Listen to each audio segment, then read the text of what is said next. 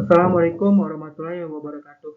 Perkenalkan, nama saya Denny Andriansyah dengan NIM 0730023107. Saya di sini akan menjelaskan tipe metode penambangan melalui karakteristik lokasi, karakteristik deposit, parameter tambang, sistem penambangan, pemilihan peralatan, dan satuan operasi. Nah, di sini ada kondisi lokasi. Nah, kondisi lokasi itu sangat bervariasi tergantung jenis bahan galian yang diekstraksi, topografi wilayah, dan praktik pertambangan yang digunakan. Nah, ini adalah kondisi-kondisi umum yang kita temukan di lapangan pertambangan. Yang pertama itu ada topografi. Topografi itu sangat bervariasi. Topografi itu ada yang datar, ada yang datar, ada yang berbatuan, ada yang perbukitan. Hal ini bisa mempengaruhi desain dan tata letak tambang. Yang kedua adalah kadar bahan galian. Nah, jenis-jenis bahan galian yang didistribusikan di dalam deposit akan mempengaruhi ekstraksi dan pengolahan pertambangan. Selanjutnya ada hidrologi. Hidrologi adalah kondisi air tanah dan sumber air permukaan yang akan mempengaruhi kebutuhan air tambang dari erosi dan erosi dan banjir. Iklim adalah cuaca. Hal ini akan mempengaruhi alat-alat yang digunakan dan pengoperasian tambang serta keamanan pekerjaan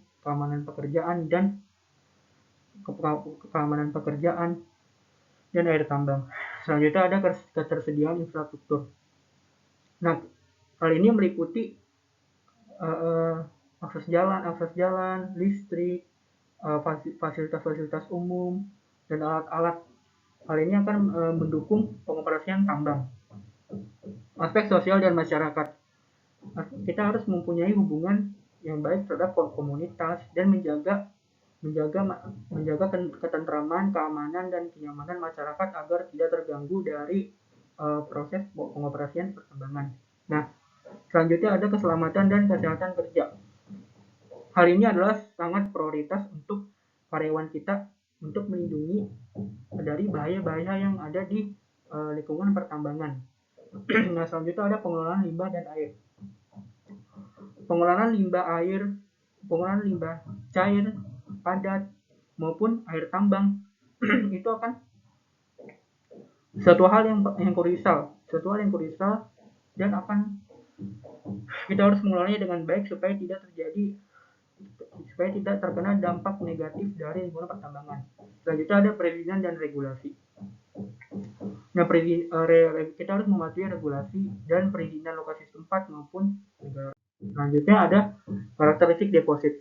Karakteristik deposit itu meliputi lapisan tanah yang overburden, lapisan tanah penutup. Jadi batu-batuan yang disisihkan akan menjadi untuk mencapai bijinya itu ditambang dan diproses untuk menjadikan logam, dan logamnya itu dibutuhkan untuk perusahaan perniagaan. Nah, berikut ada kedalaman, tingkat konsolidasi, stabilitas cycle, sudut tereng alami, batu bara biji, lapisan tipis, parting, hidrologi, properties materi. Nah, selanjutnya ada parameter tambang. Parameter tambang itu meliputi batas lahan, tingkat produksi, kualitas produksi, umur tambang, reklamasi, target pengembalian modal, ketersediaan dana operasi. Nah, selanjutnya ada metode penambangan. Metode penambangan itu adalah metode yang digunakan untuk mengambil deposit material tambang dari permukaan tanah maupun permukaan bawah tanah. Nah, jadi pertama itu ada pertambangan terbuka. Nah, pertambangan terbuka itu adalah jenis pertambangan yang dilakukan di permukaan tanah dengan cara mengambil lapisan tanah sehingga lapisan tanah itu menjadi overburden, dan overburden itu membuat cekungan itu agar kita mengambil deposit yang ada dalam cekungan itu. Dan selanjutnya ada penambangan bawah tanah. Penambangan bawah tanah adalah penambangan yang dilakukan di bawah tanah bertujuan untuk mengambil deposit yang ada jauh dari permukaan tanah dengan cara menggali, membuat lubang, membuat terowongan dan menyanggah terowongan itu agar tidak hancur. Lalu kita akan mengambil deposit.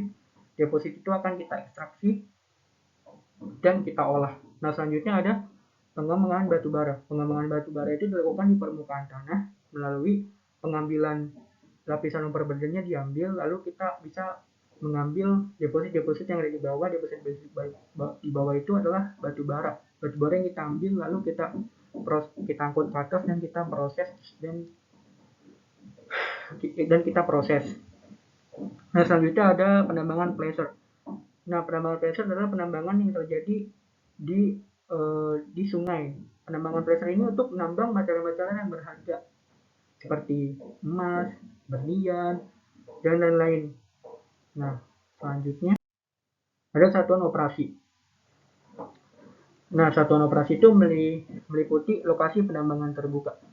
Nah, lokasi penambangan terbuka itu mencakupi penambangan yang ada di permukaan dengan cara mengambil deposit yang ada di permukaan dan mengekstraksi dan mengolahnya lalu dibawa ke tempat pengolahan. Selanjutnya ada gudang dan peralatan. Nah, gudang dan peralatan itu fungsinya untuk menaruh peralatan-peralatan tambang, serta merawat peralatan-peralatan tambang ya untuk menghindari panas atau hujan.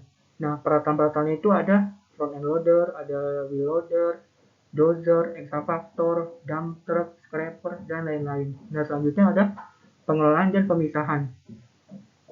Pengelolaan dan pemisahan itu adalah jenis-jenis bahan galian yang dipisahkan sehingga menjadi fraksi yang diinginkan. Nah, selanjutnya ada penyucian batu bara. Nah, penyucian batu bara itu adalah pemisahan batu bara dari material tanah, material tanah supaya tidak terkontaminasi dari kotoran-kotoran tanah, contohnya tanah gitu. Nah, selanjutnya ada lokasi penambangan bawah tanah. Lokasi penambangan bawah tanah itu dilakukan untuk mengambil deposit-deposit yang ada di yang jauh dari permukaan bawah, yang jauh dari permukaan tanah. Nah, selanjutnya ada sistem penambangan terbuka. Open pit, open cast, melalui open pit, open cast, open mine, dan quarry. Lalu strip mine. Tambang bawah tanah itu long wall method, ada room and pillar method, ada caving method, tambang bawah. Lalu juga ada tambang bawah air. Nah, karakteristik peralatan melalui tipe peralatan, perbandingan ukuran berbagai peralatan, faktor kinerja, faktor desain, faktor biaya. Nah, tipe-tipe scraper. Yang pertama ada open bowl scraper. Jadi, open bowl scraper ini memiliki satu engine dan dengan teknik pengangkatan tanah itu dengan cara mangkuknya itu diarahkan ke bawah dan cuttingnya ini akan menggeruk tanah-tanah dan fungsinya itu untuk memindahkan tanah, mengeruk tanah, dan meratakan tanah. Ada wating scraper. Juga memiliki sama seperti bowl scraper, bedanya dia memiliki dua engine. Di sini ada pedal scraper. Selanjutnya ada siklus dozer. Pertama-tama dozer mengeruk tanah yang tidak rata, lalu dozer mendorong tanah itu sampai ke pembuangan. Nah, setelah itu dozer akan mundur dan melakukan hal sama. Siklus itu berputar sedemikian waktu. Nah, ada komponen dozer, ada blade itu untuk bertujuan untuk mendorong dan mengangkut material. Radiator itu adalah mesin untuk radiator itu fungsinya untuk mendinginkan mesin, dan leaf cylinder untuk mengangkat blade exhaust untuk membuang hasil pembakaran dari mesin. Cap adalah bin untuk tempat untuk pengoperasian operator, atau pipe roller untuk memuluskan penggerakan rantai. Final drive itu adalah penggerak akhir yang didistribusikan dari torsi untuk menggerakkan rantai. Nah, front idler itu adalah sistem untuk menunjukkan peredam yang ketika kita menjalankan komponen bulldozer. Nah, selanjutnya ada siklus front end loader. Pertama-tama front end loader mengambil material, lalu material yang diambil itu ditaruh di bak, lalu front end loader itu mundur dan mengambil material lagi. Siklus front end loader seterusnya akan seperti itu. Komponen front end loader, bucket, ember tujuan untuk mengangkat rocker untuk membiringkan ember. Keeper selain itu untuk membantu mengayunkan rocker. Caps adalah kabin. Kabin tujuannya untuk pengoperasian front end loader. Railhood tujuannya untuk menjangkau mesin dan bisa dibuka tutup. Engine adalah mesinnya mesin diesel untuk menggerakkan si front end loader. Roda adalah untuk memandu front end loader. Boom untuk mengangkat dan menurunkan bucket. Ada siklus operasi dump truck. Pertama, dump truck menunggu dan mengisi sampai penuh materialnya. Lalu dump truck akan membawa material itu, lalu material yang dibawa itu akan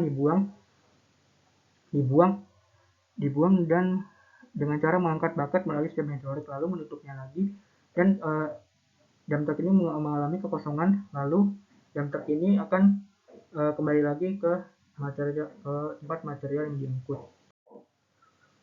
Selanjutnya ada sistem penggerak dump truck, ada RWD. Ada rear wheel driver. Itu adalah sistem penggerak belakang. Front wheel driver sistem penggerak roda depan. Four wheel driver adalah semua menggunakan semua roda untuk menggerakkan kendaraan. All wheel driver adalah mendistribusikan tenaga ke semua roda.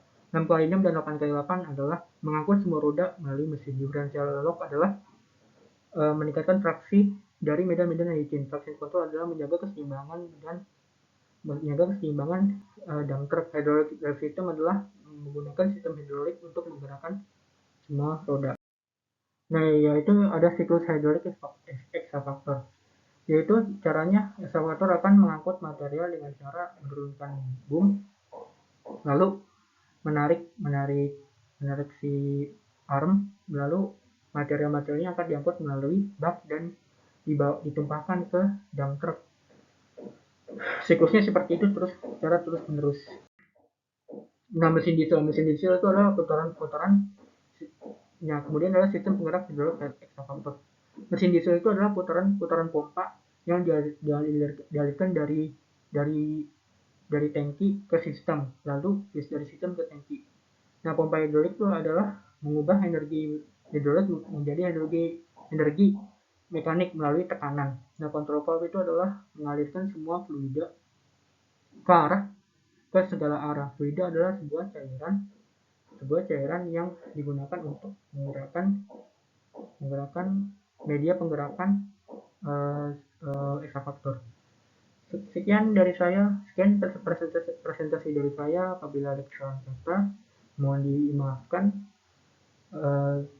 Wabillahi taufiq wal hidayah. Assalamualaikum warahmatullahi wabarakatuh.